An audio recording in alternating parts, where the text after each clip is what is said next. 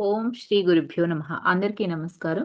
ఒక యోగి ఆత్మకథలో మనం పరమహంస యోగానంద గారి యొక్క ఆధ్యాత్మిక జీవిత విశేషాలన్నీ తెలుసుకుంటున్నామండి. ఇందుట్లో నిన్న మనం శ్రీ డిక్సన్ గారు వారి యొక్క జీవితంలో వివేకానంద గారు ఏ జోస్యం అయితే చెప్పారో అది ఎలా ఫలించింది, ఆ వెండి కప్పు మరి ఆయనే చెప్తారు. నేను కాదు నీ గురువుని. నీకొచ్చే గురువు వేరే ఉన్నాడు. అతను నీకొక వెండి కప్పు కూడా ఇస్తాడు అని పరమహంస గారు ఏ సంవత్సరంలో అయితే జన్మించారో ఆ సంవత్సరంలో శ్రీ డిక్షన్ గారికి చెప్పడం జరుగుతుంది. 40 సంవత్సరాల తర్వాత ఆయన కల ఫలించింది అని ఆయన చెప్పారనమాట. ఈరోజు మనం కాలిఫోర్నియాలోనండి ఎన్‌సి సారీ కాలిఫోర్నియాలో ఎన్సినీటస్‌లో ఒక ఆశ్రమాన్ని నిర్మించారు. ఆ ఆశ్రమం ఎలా నిర్మించారు? ఎప్పుడు నిర్మించారన్న విశేషాలు మనకి చెప్తున్నారనమాట పరమహంస గారు. పరమహంస గారు ఇండియాకొచ్చారు కదండీ! ఇండియా నుంచి మళ్ళీ పడమటికి తిరుగు ప్రయాణం వెళ్ళిపోతారు. వెళ్ళాక ఒకరోజు శ్రీ లిన్ గారు, సిస్టర్ జ్ఞానమాత, దుర్గామ మరికొందరు భక్తులండి ముందుకు వచ్చి పరమహంస గారితో గురూజీ మీకు ఆశ్చర్యం కలిగించే ఒక సంగతి మేము చెప్తున్నాము. అదేంటంటే మీరు విదేశాలకు వెళ్ళినప్పుడు అంటే పరమహంస గారండి విదేశాలకు వెళ్ళినప్పుడు వీళ్ళు ఈ ఎన్‌సి నీటస్ అనే ఆశ్రమాన్ని నిర్మించారంట. ఇప్పుడు పరమహంస గారు ఇండియా నుంచి తిరిగి వచ్చేసిన శుభ సందర్భంగా మీకు అందించే స్వాగత బహుమానం ఇదే మాది అని వాళ్ళు చెప్తారండి. వాళ్ళు ఎంతో చక్కగా వాళ్ళందరూ కూడా ముసిముసిగా నవ్వుకుంటూ పరమహంస గారిని ఒక ద్వారం గుండా చెట్లు నీడపరుచుకున్న దారి వెంబడి అలా నడిపించుకుంటూ తీసుకువెళ్తారు. నీలి సముద్రంలోకి ప్రవేశించబోయే బ్రహ్మాండమైన తెల్లని ఓడ ఎలా ఉంటుందో ఆ మాదిరిగా ముందుకు పొడుచుకు వచ్చిన ఒక భవనాన్ని పరమహంస గారు చూస్తారండి. అసలు మొదట ఆయన నోట మాటే రాదు. అంత ఆ భవనాన్ని చూసేటప్పటికి. ఆ తరువాత సంతోషాన్ని, కృతజ్ఞతను వ్యక్తం చేయటానికి మనుషులకి ఎటువంటి మాటలు చాలీ చాలని పదజాలము అంటున్నారు గానీ పరమహంస గారు అసలు ఆ యొక్క సంతోషాన్ని, కృతజ్ఞతని వ్యక్తం చేయడానికి మనిషి ఎన్ని పదాలైతే వాడతారో ఆ పదాలన్నీ కూడా ఆహ్, ఈయన ఆనందాన్ని వ్యక్తపరుస్తూ ఆ ఆశ్రమంతా చక్కగా పరిశీలిస్తారండి పరమహంస గారు. అసాధారణంగా విశాలంగా ఉన్న 16 గదులుంటాయండి అందుట్లో. ప్రతి గది కూడా ఎలా ఉంటుందంటే మన మనస్సే కాదు. పరమహంస గారి మనస్సు ఆకట్టుకునేటట్టుగా తీర్చిదిద్దారండి ఆ యొక్క ఆశ్రమంలో. పైకప్పు అంటే తంటగా అంటే పైకప్పు ఎంత ఎత్తయితే ఉంటుందో దాన్ని అందుకునేటంతగా పెద్ద పెద్ద కిటికీలు గల బ్రహ్మాండమైన హాల్ ఉందండి. పచ్చలు, మాణిక్యాలు, నీలాలు అందంగా అమర్చినట్లు అక్కడ పచ్చిక. అలాగే సముద్రం, ఆకాశం గల వేదిక మీద నిలిచినట్టుగా ఉంది. ఆ హాలును చూస్తే హాల్‌లో పెద్ద నిప్పుగూటికి పైనున్న బడ్డీ మీదండి యేసుక్రీస్తు ఫోటో, బాబాజీ గారి ఫోటో, లాహిరి మహాశైల్ గారు, అలాగే శ్రీకేశ్వర గారి బొమ్మలు కూడా అమర్చి ఉంటాయి. ఇక్కడ పెద్ద నిప్పు గూడు అక్కడెందుకుంది? ఏదేంటి మనం అనుకోవచ్చు. సాయిబాబా మందిరాల్లోనే దుని ఉంటుంది గదా! ఇక్కడెందుకుంది అలాంటిది అని అంటే, ఫారిన్ కంట్రీస్‌లో చలికి తట్టుకోలేక అండి వాళ్ళుండే హాల్స్ ఇళ్లల్లోనే ఇలాంటి నిప్పు ఇంట్లోనే కట్టె దొంగలతో వాళ్ళు అగ్నిని పెట్టుకుంటారనమాట. అది పైకి వెళ్ళటానికి దానికంతా ఒక సెటప్ అనేదుంటుంది. మనకిదివరకు పూర్వకాలాల్లో పొయ్యి మీద వంటలు చేస్తే, ఇంట్లో కూడా కొందరు వంట షెడ్ అనేది నిర్మించుకుని, అందుట్లో అంటే వర్షాకాలంలో బయట వర్షం చేయడానికి కుదరనప్పుడు, ఇలాంటి ప్రయోగాలన్నీ చేసుకున్నారండి. అదే మాదిరిగా అక్కడ ఆ వేడి, ఆ హాలంతా వేడి రావడానికి ఇలాంటి అలవాట్లు అక్కడ వాళ్ళకున్నాయన్నమాట. ఇప్పటికి స్టిల్. అది చెప్తున్నారండి. నిప్పు గూటి అంటే అది. దాని పైన మాత్రం ఈ యొక్క మహాశయులందరి బొమ్మలు కూడా అమర్చారండి. ఆ ప్రశాంతమైన ఈ పాశ్చాత్య దేశపు ఆశ్రమం ఏదైతే ఉందో దాని మీద వారి ఆశీస్సులు కురిపిస్తున్నట్టు అనిపించిందంటండి పరమహంస గారికి ఆ సమయంలో. ఆ హాలుకి సూటిగా కింద కొండుంటదండి. ఆ కొండకి ముందు భాగంలో అనంతమైన ఆకాశానికి, సముద్రానికి కూడా ఎదురుగా ధ్యాన గుహాలు 2 నిర్మించారు. అంటే ఎవరైతే ధ్యానం చేస్తారో వాళ్ళకి 2 గుహలు నిర్మించారండి.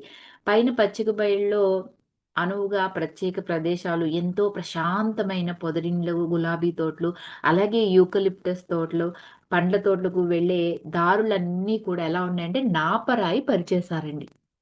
సాధువులు, ఉత్తమ వీరోచితాత్మలు ఇక్కడికి రావాలి. అంటే ఆశ్రమ ద్వారాల్లో ఒక దాని మీద వేలాడదీసిన నివాసం కోసం ఒక విన్నపంలో అలా ఉందంటండి. ఏంటంటే ఇది జంద్ అవెస్తాలోంచి ఎంపిక చేయబడింది. వారు వీళ్ళతో ఇక్కడ ఎవరైతే ధ్యానం చేస్తారో వాళ్ళందరితో చెయ్యి కలిపి సాగుతూ భూమిలా సమృద్ధమై ఆకాశంలాగా ఎంతో ఉదాత్తమైన తమ ఆశీస్సులు మాకు అందిస్తూ ఉందురుగాక అని చెప్పి అక్కడ ఒక బోర్డ్ అనేది పెట్టుకున్నారంటండి. ఇది ఈ ఆశ్రమం కాలిఫోర్నియాలో ఎక్కడైతే ఉందో ఎన్సినీటస్ అదొక పెద్ద ఎస్టేట్ అండి. శ్రీ జేమ్స్ అలాగే శ్రీ జెలిన్ సెల్ఫ్ రియలైజేషన్ ఫెలోషిప్‌కి ఇచ్చిన కానుక వాళ్ళిద్దరూ కలిపి. శ్రీ లిన్ గారు 1932 జనవరిలో దీక్ష తీసుకున్నప్పటి నుంచి నిష్టగా సాధన చేస్తూ వస్తున్న క్రియాయోగి. ఆయన ఎంతో విస్తృతంగా చమురు వ్యాపారం చేసేవారండి. ఆ సంస్థకు అధిపతిగా ప్రపంచం అంతటిలో కూడా ఎంతో పెద్ద అన్యోన్య అగ్నిభీమ వినిమయ సంస్థకు అధ్యక్షుడిగా కూడా ఉన్నాడండి. అతడు అంతులేని బాధ్యతలు గల అమెరికా వ్యాపారస్తుడే శ్రీ లిన్ గారు. అయినప్పటికీ కూడా ఈయన ప్రతిరోజు చాలా సేపు గాఢంగా క్రియాయోగ ధ్యానం చేయటానికి వీలు చేసుకునేవారు. మనం ఇంట్లో పనులు చేసుకొని రోజు ధ్యానం చేసుకోవడానికి, గుడికెళ్ళి పూజలు చేసుకోవడానికి ఎంతో వ్యయ ప్రయాసలు పడుతున్నాం. కానీ ఆయన అటువంటి ఒక ఎంతో కష్టతరమైన, బరువైన బాధ్యతల్లో ఉండి కూడా క్రియాయోగ ధ్యానం చేసుకోవడానికి ఆయన రోజు సమయాన్ని కల్పించుకునేవారంట. అటువంటి సంతులిత జీవనం గడుపుతూ ఆయన అచంచల ప్రశాంతిని ప్రసాదించే సమాధి స్థితిని అందుకున్నారంటండి. చివరికి ఆయన సమాధి స్థితిలోకి వెళ్ళిపోయారనమాట. పరమహంస గారు భారతదేశంలోను, యూరోప్‌లో ఉన్న కాలంలోనండి ఈ యొక్క ఆయన 1930 నుంచి జూన్ 1935లో వచ్చారండి భారతదేశానికి. అక్టోబర్ 1936 వరకు ఉన్నారు పరమహంస గారు. ఈ టైంలో శ్రీ లిన్ గారు ఎవరైతే ఉన్నారో, ఆయన ఎన్సినీటస్ ఆశ్రమ నిర్మాణాన్ని గురించి సమాచారం పరమహంస గారికి అందకుండా ఆపటానికంటండి, కాలిఫోర్నియా నుంచి పరమహంస గారికసలు ఉత్తరు పత్రికలు ఎవరైతే జరిపేవాళ్ళో వాళ్ళతో కలిసి ప్రేమపూర్వకంగా పన్నాగమే పన్నేశారు అంటున్నారు పరమహంస గారు. అంటే ఈయనకు ఉత్తరాలు రాసేవారు కదండీ! ఈయన రాస్తే మళ్ళీ దానికి ప్రత్యుత్తరాలు సమాధానాలు వాళ్ళతో అసలు ఇక్కడ విషయాలు ఏది కూడా నాకు తెలియనివ్వలేదు అని చెప్తున్నారు పరమహంస గారు. పరమహంస గారు మహాసమాధి తర్వాత అండి శ్రీ లిన్ను ఆయనే రాజర్షి జనకానంద. ఆయనే సెల్ఫ్ రియలైజేషన్ ఫెలోషిప్‌కి అధ్యక్షులుగా సేవ చేశారండి. పరమహంస గారు తర్వాత ఆ స్థానాన్ని తీసుకున్నారు. గురువుగారు గురించి శ్రీ లిన్ను ఎంత చెప్తాడు అంటే, సాధు పుంగవుని సాంగత్యం ఎంతో దివ్యమైనది. నా జీవితంలో లభించిన వాటిలన్నిటిలోనికి కూడా పరమహంస గారు ఏదైతే నా మీద కురిపించిన దీవెనలున్నాయో, అవెంతవో విలువైనవిగా నా గుండెలో పదిలపరుచుకుంటాను అని శ్రీ లిన్ గారు చెప్పేవారండి. ఆయన తర్వాత 1955లో ఆయన కూడా మహాసమాధి చెందారండి. అమెరికాలో ఉన్న తొలి రోజుల్లోనండి పరమహంస గారు సముద్రపొడ్డున ఒక ఆశ్రమం నిర్మించటానికి అనువైన చిన్న స్థలం కోసం ఆ కాలిఫోర్నియా అంతా ఆ తీరాన్నంతా గాలించారనమాట. అనుకూలమైన ప్రదేశం కనిపించినప్పుడల్లా పరమహంస గారి యొక్క ప్రయత్నం ఏదైతే ఉందో ఆశ్రమం నిర్మించటానికి, దాన్ని విఫలం చేయటానికి అన్నట్టు ఏదో ఒక ఆటంకం తప్పకుండా వస్తూ ఉండేవండి. ఇప్పుడు ఎన్సినీటస్‌లో ఆహ్లాదకరమైన అనేక ఎకరాల భూమిని తిలకిస్తూ, సముద్ర తీరంలో ఒక ఆశ్రమం అంటూ చాలా ఏళ్ల కిందట శ్రీ యుక్తేశ్వరి గారు చెప్పిన జోస్యం ఏదైతే ఉందో అది ఫలించటం నేనిప్పుడు ఎంతో వినయంగా చూసాను అని పరమహంస గారు చెప్తున్నారండి. ఎందుకంటే యుక్తేశ్వరగిరి గారు పరమహంస గారికి చెప్తారండి. "నువ్వు పడమటి దేశాలకు వెళ్ళాలి. నువ్వు డిగ్రీ పూర్తి చేయాలి" అని చెప్పారు కదా! అప్పుడు నేను చదవను, నాకొద్దు, నేను మీ శిష్యుడిగానే ఉండిపోతాను అంటే, శ్రీ యుక్తేశ్వరగిరి గారు ఒప్పుకోలేదండి. "నువ్వు వెళ్ళాలి, అక్కడ ఎంతో మందిని నువ్వు మార్చాలి" అని అప్పుడు యుక్తేశ్వరగిరి గారు చెప్తారు గదా! అది. ఎందుకంటే, ఆ యొక్క గురుదేవుల ఆశ్రమంలో గడిచిన సమయాల్లో పరమహంస గారు చెప్తారండి. ఎందుకు అంటే, "నువ్వు వెళ్ళాలి" అక్కడ ఎంతోమంది నీకోసం నిరీక్షిస్తున్నారు. అక్కడ ఒక ఆశ్రమం కూడా ఉంటుంది అని చెప్పి. అది గూడా ఏమని చెప్తారండి, సమతల ప్రదేశంలోని వనస్థలి ఆశ్రమం ఒక కొండ మీద, అలాగే మరొకటి సముద్రపు ఒడ్డున నువ్వు కట్టాల్సిందే. నీవు కట్టడం అనేది జరుగుతుంది. నీ వల్ల అవి అవుతాయి అని చెప్పి ఆ రోజు చెప్పారు కదండీ! అది నిజంగా ఇప్పుడు రుజువయ్యింది అని పరమహంస గారు మనతో చెప్తున్నారండి. కొన్ని నెలల తర్వాత 1937లోనండి ఈస్టర్‌లో కొత్త ఆశ్రమ ప్రదేశంలో పచ్చిక బయల్లో మొట్టమొదటి ఈస్టర్ ప్రభాత సేవ జరుపుతారు. అక్కడ అనేక వందల మంది విద్యార్థులు ప్రతినిత్యం అద్భుతంగానండి ఆకాశంలో సూర్యుడు ఉదయించే సూర్యబింబాన్ని భక్తి పరవశులుగా తిలకిస్తారంట అక్కడ ఆ ఆశ్రమానికొచ్చిన వాళ్ళు. అంతే కాకుండానండి అది పడమటి వైపు గంభీరంగా ఘోషిస్తూ ఉండే ఆ పసిఫిక్ మహాసముద్రం దగ్గర దూరాన పయనిస్తున్న తెల్లటి చిన్న పడవ, ఒంటరిగా ఎగిరిపోతున్న ఒక సముద్ర పక్షి.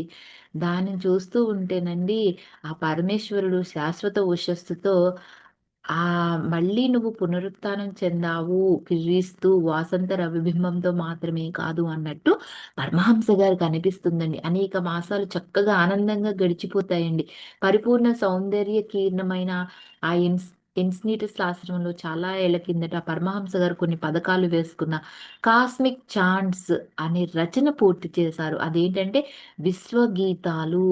యోగద సత్సంగ సొసైటీ వాళ్ళు ఈ 'కాస్మిక్ చాంట్స్' పుస్తకంలో అనేక పాటలు యోగానంద వారు పాడగా రికార్డ్ చేశారండి. ఈ క్యాసెట్లు రాంచీలోని యోగద సత్సంగ సొసైటీలో మనకి ఇప్పటికి కూడా దొరుకుతాయంట. అందుట్లో రాసిన గీతాలనే ఆయన కూడా పాడారంటండి. భారతీయ గీతాలు చాలా వాటికి ఆంగ్ల పదాలు, పాశ్చాత్య సర్వ సంకేతాలు కూడా స్వర సంకేతాలు కూడా సమకూర్చారు. వాటిలో కొన్ని శంకరాచార్యులు వారి నిర్వాణ షట్కం గూడా ఉందండి. No birth, no death. సంస్కృత మంత్రం బ్రహ్మానందం పరమ సు సు సారీ సంస్కృత మంత్రం అండి బ్రహ్మానందం పరమ సుఖదం అని ఉంది గదా! దాన్ని హిమ్ టు బ్రహ్మ అని ఠాగూర్ గారు రాసిన మందిరే మమకే ఆస్మిత చే అన్నదానికి how is in my temple. ఇలా ఇవి కాక ఇంకా ఎన్నో పరమహంస గారు సొంతంగా చేకూర్చిన పాటలున్నాయి. I will the divine always నేనెప్పుడు నీ వాడిగానే ఉంటాను అని అదొకటి. In the land beyond my dreams నా కలల కావలి లోకంలో అన్నది ఒకటి. Come out of the silent sky మౌన గగనం నుంచి వెలుపలికి రా అన్నది ఇంకొకటి. Come listen to my soul song రా నా ఆత్మగానం ఆలకించు. ఇంకొకటి ఉందండి last one. In the temple of silence శాంతి మందిరంలో. ఇలాగా ఎన్నో రాశారండి. వీటిని పాశ్చాత్య దేశాల కీర్తనలకు పాశ్చాత్యుల ప్రతిస్పందన ఎలా ఉంటుందో వివరిస్తూ ఈయన యొక్క మొట్టమొదటి ప్రముఖ అనుభవాన్ని ఉల్లేఖిస్తూ ఆ పాటల పుస్తకానికి తొలి పలుకులు రాసుకున్నారు పరమహంస గారు. సందర్భంగా ఒక బహిరంగ ఉపన్యాసం రాశారండి. ఎప్పుడు అంటే ఏప్రిల్ 18, 1926. స్థలం న్యూయార్క్‌లోని కారిగ్నీ హాల్‌లో అన్నమాట. ఓ గాడ్ బ్యూటిఫుల్ అన్న పూర్వకాలపు కీర్తన ఒకటి పాడమని శ్రోతల్ని అడుగుదాం అనుకుంటున్నాను అని ఏప్రిల్ 15న శ్రీ ఆల్విన్ హన్సికర్ అనే అమెరికన్ విద్యార్థికి చెప్పారంటండి. అది గురునానక్ పాటలో కొన్ని పదాలు ఇలా ఉంటాయంట. ఏ హరిసుందర ఏ హరిసుందర వన వనామే శ్యామల శ్యామల గిరి గిరి మే ఉన్నత ఉన్నత సరిత సరిత చంచల చంచల సాగర సాగర గంభీర హే హరి ఏ హరి సుందర హే హరి సుందర సేవక జనకే సేవ సేవకర ప్రేమ జనకకే ప్రేమ ప్రేమకర దుఃఖి జనోంకే హరివేదన భేదన योगी जनों के आनंद हे हरि सुंदर हे हरि सुंदर हे हरि सुंदर हे हरि सुंदर तेरे चरण पर सिद्ध नमो. ఇది అందుట్లో ఉన్న ఒక కీర్తన అండి. పాశ్చాత్య దేశాల ఆ పాటలు అమెరికన్లకు సులువుగా అర్థం కావని పరమహంస గారు ఈయన అనుకున్న దానికి సంగీత స్వర ప్రపంచ భాష అని ఒక జవాబిచ్చారు. ఆ ఉదాత్త కీర్తనలో ఉన్న ఆత్మ ఉత్తేజితమైన భావం ఏదైతే ఉందో దాని అనుభూతి కావించుకోవడంలో అమెరికా వాళ్ళు విఫలం చెందరు కదా!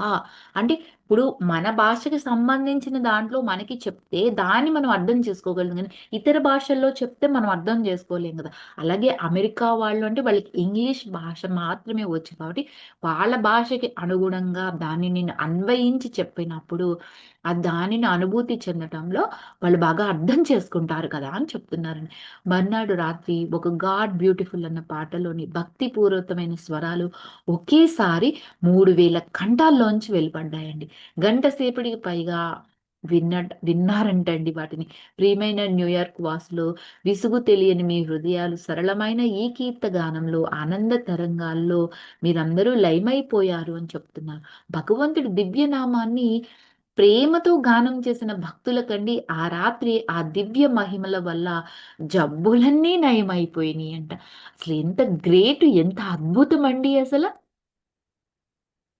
మరి మిగతాది రేపు ఇంకా కొంచెమే ఉందండి. 1941లోనండి బోస్టన్‌లో ఉన్న సెల్ఫ్ రియలైజేషన్ ఫెలోషిప్ ఉంది గదా! దాని కేంద్రాన్ని చూడటానికి పరమహంస గారు వెళ్తారు. బోస్టన్ కేంద్ర నాయకుడు ఎవరంటే డాక్టర్ ఎండబ్ల్యూ లూయిస్ అండి. ఆయన ఎంతో కళాత్మకంగా అలంకరించిన ఒక మందిరంలో పరమహంస గారికి బసని ఏర్పాటు చేస్తాడు. లూయిస్ చిరునవ్వు చిందిస్తూ, గురూజీ మీరు అమెరికాలో ఉన్న తొలి రోజుల్లో ఈ నగరంలో స్నానాలు గది లేని ఒంటి గదిలోనే కదా ఉన్నారు మీరు. అయితే బోస్టన్ నగరంలో విలాసవంతమైన నివాసాలు కూడా కొన్ని ఉన్నాయన్న సంగతి మీకు తెలియాలని నేను అనుకుంటున్నాను అని చెప్తున్నాడండి. కాలిఫోర్నియాలో అనేక సంవత్సరాలు వివిధ కార్యకలాపాలతో కులాసాగా గడిచిపోయాయంటండి. ఎన్సినీటస్‌లో సెల్ఫ్ రియలైజేషన్ ఫెలోషిప్ కాలనీ అనేది ఒకటి 1937లో ఏర్పడిందంట. ఇప్పుడది బాగా వర్ధిల్లుతున్న ఆశ్రమం కేంద్రమండి. ఇక్కడ భవనాల్లో అసలు ప్రధాన ఆశ్రమాలు సన్యాసినులకు వేరు వేరు ఆశ్రమాలు, అక్కడ భోజన సదుపాయాలు, అలాగే సభ్యులకి, స్నేహితులకి ఆకర్షవంతమైన ఏకాంత స్థలాలు కూడా ఉంటాయి. రాజమార్గం వైపు ఉన్న విశాల భూమికి అభిముఖంగా వరుసగా తెల్లటి స్తంభాలుంటాయి. వీటికి ముకుటమాయంగా స్వర్ణ దళాల లోహ పద్మాలున్నాయండి. భారతీయ కళలో పద్మం మెదడులో మనకి 1000 రేకుల వెలుగు గల తామర పువ్వు అనే విశ్వ చైతన్య కేంద్రానికి అంటే మన సహస్రారానికి అది చిహ్నం.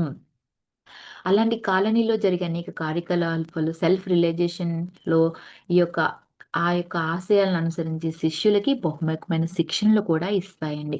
ఎన్‌స్నీటస్ లాస్ ఏంజెల్స్ కేంద్రాల్లో ఉండే వాళ్ళ కోసం పండ్లు, కూరగాయలు పండించే తోటలు కూడా అక్కడ పెంచడం జరుగుతుంది. ఈశ్వరుడు సమస్త దేశ జనుల్ని ఒకే రక్తంతోనే సృష్టించాడు కదండీ!